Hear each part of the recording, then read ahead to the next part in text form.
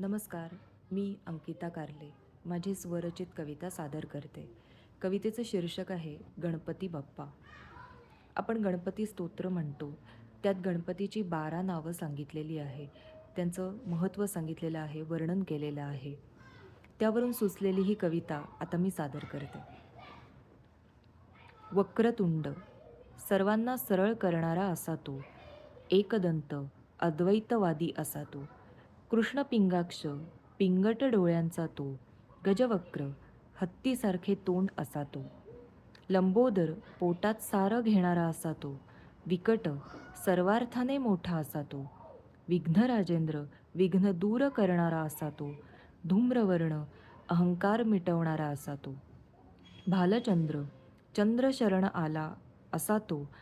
विनायक, ज्याच्यावर कोणीही गुरु नाही असा तो. गणपती, सर्व गणांचा अधिपती असा तो. गजानन, गणेश गीता सांगणारा असा तो. गणपती स्तोत्रात वर्णन त्याचे, चला घेऊया दर्शन त्याचे. बोला गणपती बाप्पा मोरया, मंगलमूर्ती मोरया. धन्यवाद.